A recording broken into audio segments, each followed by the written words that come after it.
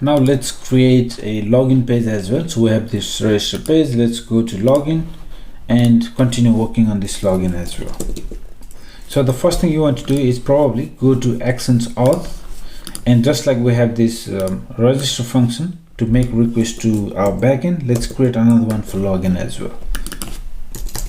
Okay, so let's call it login. Again, to login we send this user information. Now this will contain the user's email and password, so we can still use that as user, and we make request, post request to the endpoint that's going to be login.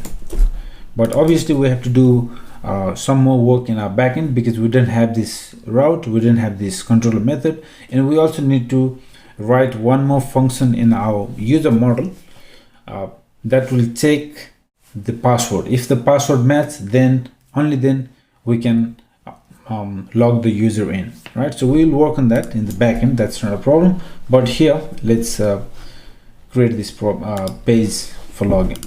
Okay, so here first let's import some of the things we need. For example, toast, we can use that from React hotel-25. Let's import this login action we just created, login from, so one step up, actions / auth, and then we can continue working here.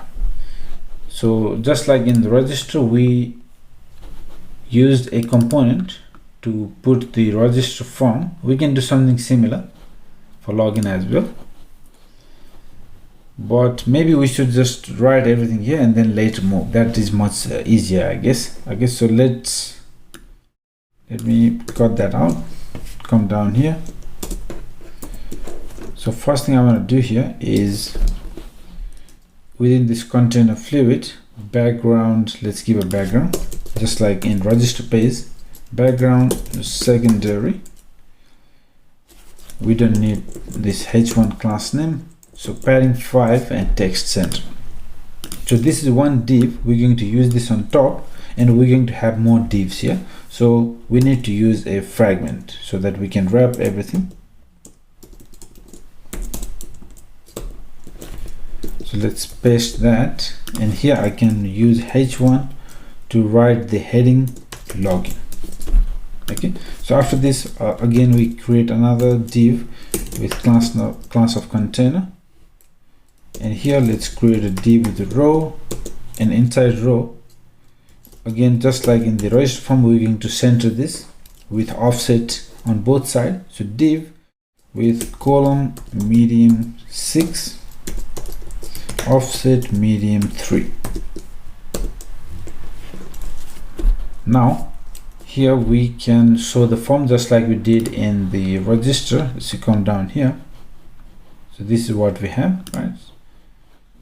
We use that form, so for here we can call that login form, which we don't have yet. Let's go ahead and create this login form component.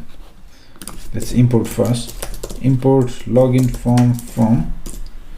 So we need to go one step up, go to components, and then we're going to create our form there. Perfect. Now let's go to components. Let's create a new file, login form.js. By the way, you could create different folders. For example, you could create a forms folder and put these forms inside that. You could organize files in the components, but we're not going to have too many files, so I'm just leaving everything here. Feel free to use make changes later. Okay, just follow along with me, and then later you feel free to change. So what we want to do here is just like what we had in our register form. Probably it's a good idea to copy because we can still use the email and password fields. All right, so let me copy that. Copy everything from register form and paste here. Now if you ask me why I didn't reuse this form, I could do that, but just to make things very easy, you know, I just decided to create another one. We don't need some of the things here, so such as the name we don't need, so let's get rid of that. And when we don't need name, we don't need this one as well. Perfect. Next one, we can still use handle submit, email and password, so that all looks good. change the name from register to login. And since we have these two separate forms, we can also control the button. So if we don't have the email and password, you can disable this button, which I will do it later. All right, so let's make sure this login form we have changed here as well. Perfect. Now let's use this in our login page. So again, we need the state, right? So just like we had in register page, we need the state. Probably it's a good idea to split window, use that. Let me drag this register component so that we can easily reuse these ones. So we can use the state for email and password. Let me put here. I can import use state from React.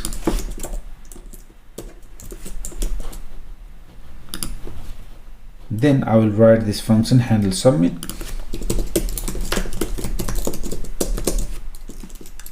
This one we use async. We get the event dot prevent default, and we will be writing our code here. Let's leave it for now. So we got that, so we can pass that as props to login form, just like we did here. So we passed all these as props. So handle submit, we pass the name. Let's copy name and email, sorry, not name, email and password. Perfect. So that is all we need here. Let's quickly have a look at our login page. Beautiful. So we have the form, we have the email and password field. Perfect. So we should work on this form, handle submit, but before we do that, let's actually disable this button so that they cannot click if there is no input here. For example, at the moment you can see it's nothing, but they can still hit submit. So let's prevent that. So we can do that. If you go to your login form, you can use the disable, and just to give it a try, you can write true. If you do that, have a look here, it is disabled. You can see you cannot click. So you want to set the disable true if there is no email and password. All right, so if no email or no password, then you want to disable the button. So if you do this, so have a look, you can see it is disabled, but as soon as you type in the email and password field, it is activated. Okay, so that's one simple trick to just do some validation here, and we can do something similar. So let's grab that and do the same in register as well. So let's go to register form, come all the way down on the button, and then let's try doing the same thing. So here we can check for one more thing, that is name.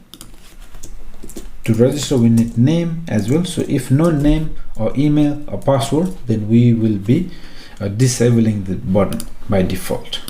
You can say it's disabled. Perfect. So we have to continue working on this login page in this handle submit function.